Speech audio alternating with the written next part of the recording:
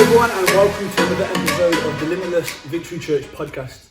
So we're kind of looking at a bit of a mental health series at the moment, and I'm Ashley Nixon and this is Kim Stafford. And so we've been looking at the effects of what poor mental health can look like. We've kind of dug into a testimony from Alid. We've looked at self-esteem and low self-worth, and you can find those episodes on our YouTube channel. But today we want to look at depression. Depression is this word that often we've all heard of. We've heard of people that have been depressed, but actually looking at what does that really look like, and especially for young people. So you was introduced to Kim in our last episode. You can also find Kim's testimony, her journey of how she came to faith, on our YouTube channel. But Kim, you're a bit of an expert in this area, aren't you? Well, once upon a time, yeah. Once upon a time. Actually, from both sides, actually, yeah. Okay, that's interesting. I was a mental health nurse for a long time, especially with young people and adults. And I've also, in recent years, suffered with really bad depression myself. Wow, okay. Do you feel confident to kind of dig into that a little bit? Okay, cool. Okay, so we're going to look at some of the facts of what depression is, trying to diagnose it, but then we might dig into Kim's story a little bit more. And I've also got one of my favourite Bible characters, and I want to sort of share his journey and see what we can learn from that. So, I've got some questions. Our first question, Kim, you ready? Yeah? As the resident expert, you ready? I don't know about Okay. So, first of all, the million-dollar question: what is depression? What does depression look like? Right. Well, I thought I'd start by describing what depression feels like. Okay. Many people have described it as this, but I can honestly say the only words that I didn't actually have when I was depressed. Yeah. But later I came to realise it was just like being suffocated by a heavy cloud of darkness. I've heard that before, like a cloud, it just descends. It's like it's a cloud that is all around you, but it feels heavy. It's just this nothingness. Wow. Is it a constant feeling? Do you constantly feel it? Do you have moments of joy, or what's it? Yeah, I mean, there's lots of different, if we want to be technical, there's lots of different kinds of depression. Okay. And some of those depressions, are mood disorders where sometimes people feel literally on top of the world. Wow. And the next minute they're literally just lying in their own bed and they don't care if they breathe or not. Wow. Which I think, I've always really had a heart for those people, because wow, talk about not knowing when you're coming or going. And depression itself, depression can be caused because of circumstances, or it can be what we call a clinical depression. Okay, right. Where it literally, somebody is like prone to having that illness. Okay. But either way, the actual the depression itself is just horrible. And it's just, the worst thing about depression is you don't know you're depressed until you're starting to become not depressed. Okay. Which is really weird. Okay. For myself, I was convinced I'm not depressed. If I was depressed, I'd know I was depressed. Yeah. I was a mental health nurse for 20 years. I would know this. Of course I would. And obviously a lot of that was pride as well. Yeah, that speaks quite loudly. That you're a mental health nurse, fully trained in understanding this thing, but then couldn't diagnose yourself. I couldn't fight it off myself. Wow. No. And do you know what? It's like a slow dripping tap. Okay. And wow. For me personally, that depression throughout my life, really from the start of my teens, presented in many different ways. Okay. And it wasn't seen or known as depression. I became, lots and lots of periods of time throughout my teens, my 20s, and even my 30s, where I suppose I was this close, perhaps, to being diagnosed with anorexia and eating disorders. And then even in later life, it bang, addiction took hold, because it numbed everything. But it didn't numb things like depression did, where it was just a nothingness. It was all of a sudden I could have those periods of time where I could pretend that my world wasn't falling apart. Okay, feeling yourself a business sort of thing. So if you like, the addiction made the depression stronger, but the depression made the addiction stronger. Oh, man, one spoil, innit? Yeah, and I couldn't do one without the other. Okay. And it was actually the realisation and it being obvious to those around me of severe depression didn't actually present itself until I started my recovery from addiction. Okay. When I first went into the Hope Centre, I had a honeymoon period for a week or so where I was just so thankful not to feel anxious for the first time in years. And then, you know, even though I knew I felt numb and I was just literally like a robot going through the motions, because if nothing else, I just knew there was no other option, and at least I just had to keep doing what was told. Just keep doing. But then after 3 weeks, I'm just so blessed that, you know, my leaders and my support workers, they knew it was something more. And, you know, I'd say I was dragged kicking and screaming to the doctors, but I couldn't even be bothered to kick and scream. And, you know, sometimes, you know, medication, antidepressants, they have their place and they are helpful.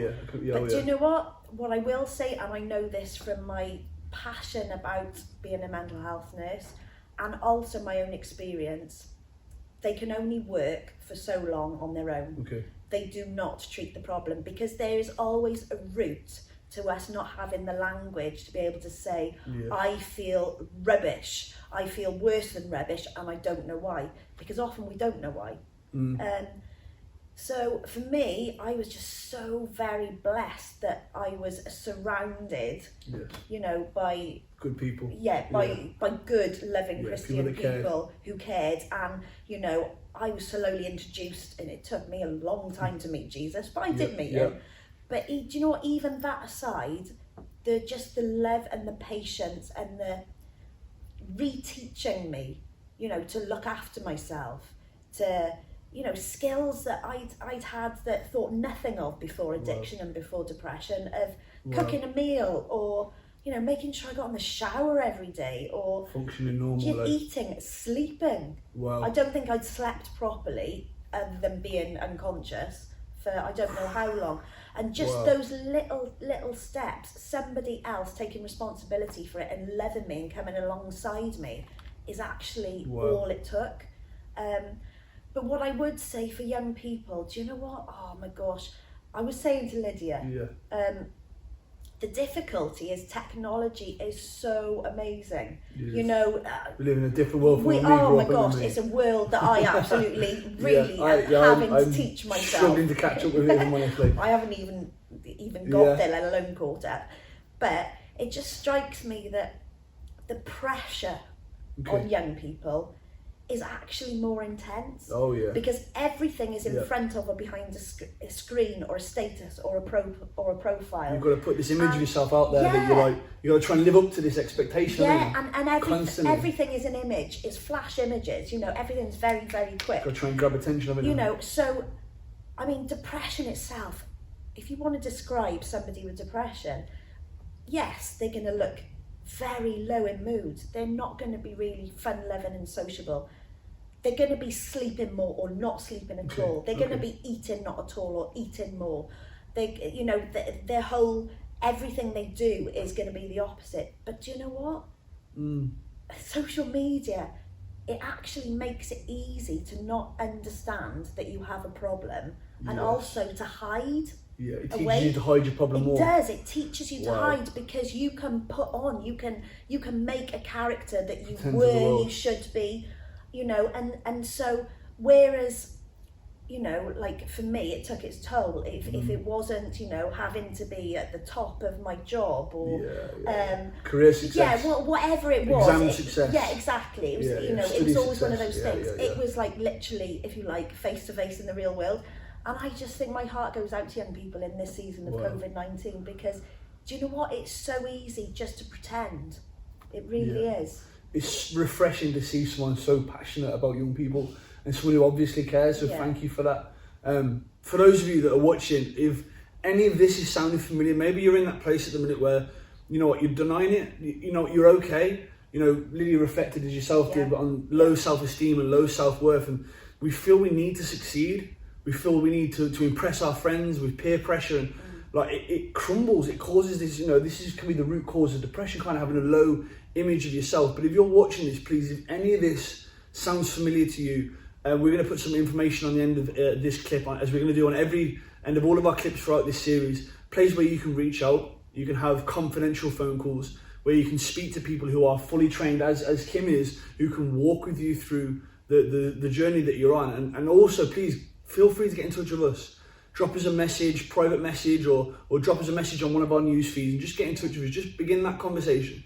Start to talk to people about your problems, things that are going wrong in your life. And you know what, I promise you that no matter what you're going through, there'll be people that understand, people that have gone through similar situations. You know, I've struggled myself with depression, and I've been in that place where, like, you know what, you want nothing more than for it to end. You've had enough. And you know, in our day, we're seeing statistics at the minute where lots of young people are coming to the end of their struggle, at the end of their fight, and they're giving up, you know, and they're losing their lives, especially during this pandemic. You know, we're locked up and we're isolated and we're all alone. And that's a dark place, right? It's a sad place to get to. And I think, do you know what, with depression as well, it's the depression part is the last to be seen, because so often it's masked by other things that are equally urgent and life-giving or life-taking. Things like, you know, self-harm, eating disorders, you know, addiction, all of those kinds of things. They are literally, they can be life or death. So they're focused on. But what actually is underneath all those things is a depression, because, I mean, as an adult, it's hard enough to find the words to say how you feel. But do you know what, for young people, it's almost impossible, which is why a lot of the things that I would plead with young people to do is if you're lucky enough to have that insight that, you know, you're not feeling good, use things like writing stuff down. It's so much easier to write down or to draw. So like journal sort of thing, is how you feel on a day-to-day basis. Or just to scribble. Because I mean, literally, as professionals with young people, what is often the first part of any kind of therapy is things like art therapy. Because do you know what? The reason they work is because if we had the words to say why and how we were feeling, we wouldn't be doing the things we were doing. Okay, so you're almost here. It's heavy, isn't it? It is. It's really heavy. It's massive, this sort of topic, isn't it? It is.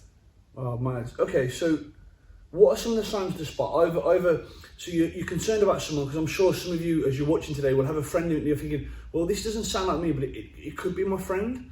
I mean, what are the signs to spot for if you're looking for it in somebody else, or even in yourself? How can you diagnose yourself as having? What's the things to look out for? Do you know what? The first things tend to be the physical things, and I think for children and for young people in particular, we don't quite know what to do with uncomfortable feelings and emotions, and sometimes we literally just dismiss them and block them out. So sometimes they come out physically, and the most obvious one is your sleep pattern changes. Either you can't sleep or you can't stop sleeping.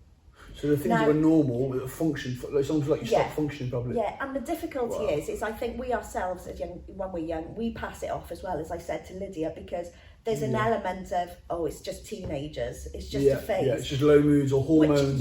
Which very often it is. But do you know what? That creates almost like another barrier for young people to open up. They're almost shut down before they get a chance to speak. Exactly. So really bad sleeping patterns. Your eating patterns changing, not being bothered to eat, depriving yourself of food, or even overeating, comfort eating, taking comfort. The only time you can comfort yourself is perhaps when you're eating tubs and tubs of ice cream, which I think all of us like to have treats, of course. It's needed sometimes. Absolutely. But it's when those things become out of control, and a good question to ask yourself is, are those things taking up the majority of my time? Because if those things are taking up the majority of my time, then that's a bit of a problem. The same with anything. And also, if you might have a friend that just really isolates themselves. It could be obvious that they're generally a sociable person, but they just start avoiding social activities, even social groups, media groups.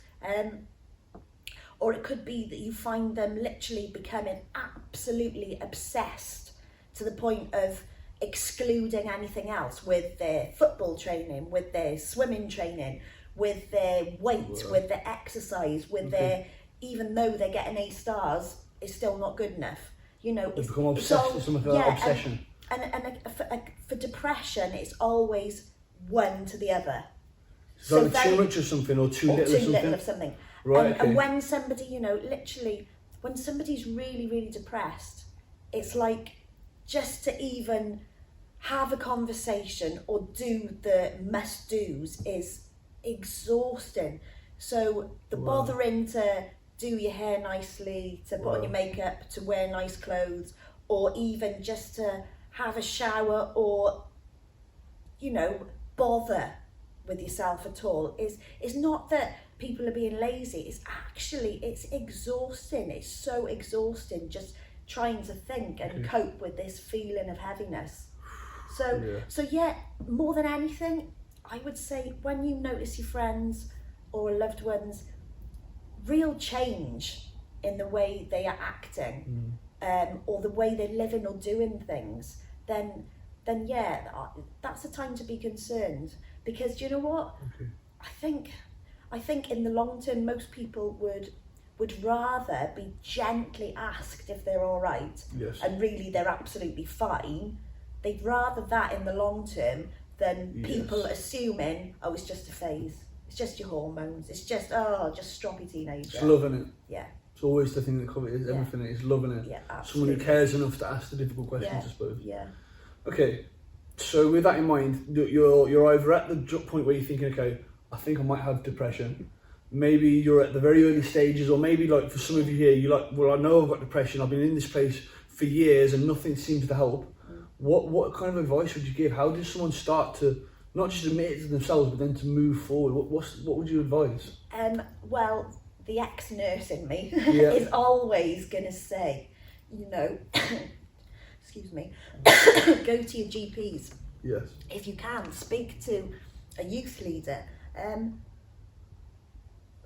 Because it's that fine balance. Sometimes antidepressants or counselling has its place, but as much as I would say, you know, seek professional advice, I would also say don't just go and look for the sticky plaster. I'm depressed. The doctor says I'll put you on these antidepressants, and that's brilliant. That's all I have to do, because do you know what? Nothing works on its own. To be able to find the words or the actions to describe what being depressed feels like, B, to describe what it looks like, and C, to know how to get out of it is more important than anything. Brilliant. Okay, so we've took some time, we've kind of diagnosed what depression can look like, and it can manifest obviously in many forms, and it can affect everybody in a completely unique way.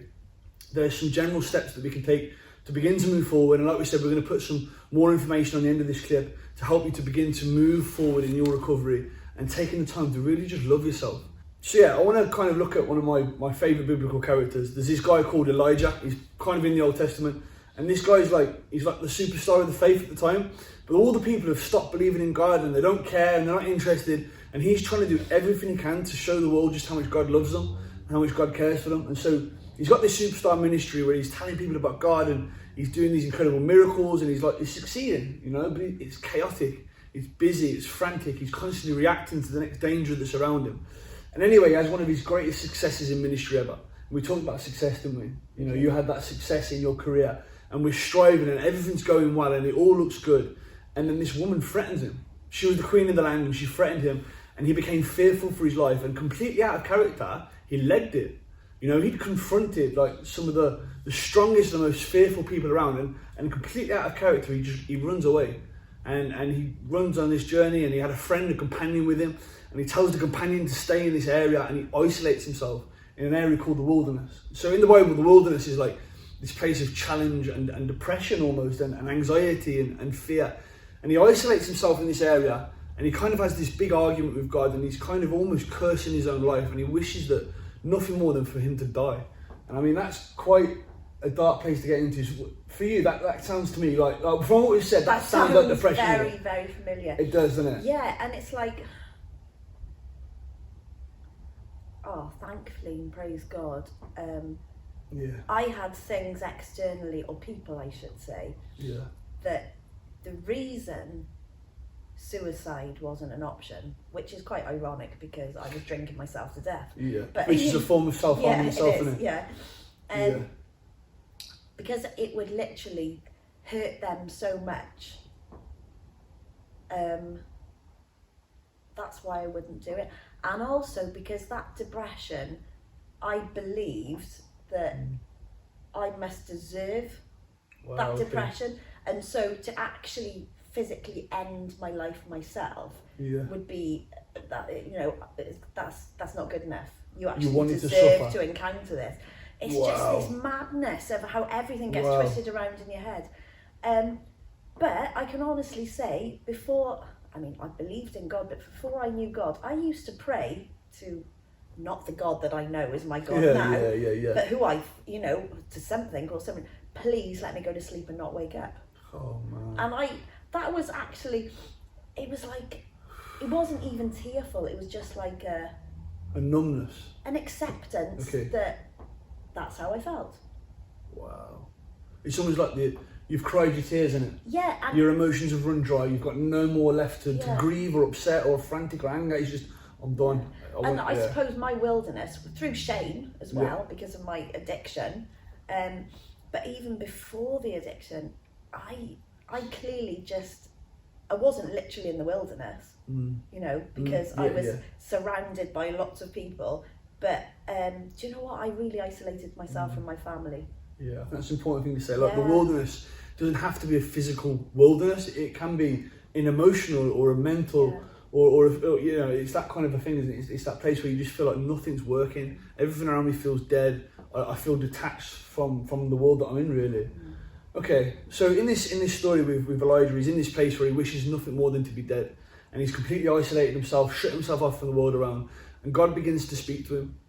God begins to talk to him and to talk him through the way that he's feeling, and Elijah says, look, well, no one else cares, I'm the only one that's doing this, and it's very much, I'm all alone, there's no one else that cares. Even though he'd abandoned his friend on the way, he'd completely isolated himself, and God begins to just minister to him, really, and God encourages him to take some sleep, and to eat some food that God provides, and just to take care of himself. And that's kind of what you're picking up on, wasn't it? Like, just be kind to yourself, you know? Just try and get your sleep back into a regular pattern, you know? Eat some food, take care of your body. And that important thing is having someone to talk to, isn't it? In this situation, Elijah had God to speak to, and it's having someone you can trust, even if you need to rant at them, even if you need to cry on their shoulders, or to try and put the walls to rights. You need that companionship, don't you? You've actually just brought something to my mind, and why sleep is so important. And very often the young people that I used to work with, I would know when they were telling me that everything was better because they were doing the right things at that point and they were going to school, but I would always know because they'd have what I used to call their sleeping suit on, where literally any given time that they had free, they just wanted to sleep it away. Oh man. So, and I think that's, in young people, it's just reminded me that if someone's got their sleeping suit on, as I used to call it, that is a worry. Wow, okay, so it's the duvet day, isn't it? It becomes the duvet weekend or the duvet week. It becomes the duvet everything. Yeah. Wow, okay, so it's kind of, even if you don't feel like it, it's trying to get yourself into some sort of regular movement, isn't it? Because the thing when you're depressed, you're not interested, but to try and reach out for that help and to begin that journey of recovery. And I think the most important thing I think we'd share is that you are loved and that your life is incredibly precious. There's never going to be another one of you in this world. You are a unique masterpiece, right? And I know it might not seem like it right now, but if you're in that dark place, you are loved and your life has value and meaning, and you deserve to find freedom from depression. I truly believe that everyone deserves to find that happy place. And for us, obviously, as believers, as followers of Jesus, we would encourage you to take a step towards faith. But for more help, you're going to find some more information on the end of this video. Kim, thank you so much for joining us and for your obvious passion in this area. And honestly, please stay tuned for more. We'll be back again next week with some more on our mental health series. Thank you.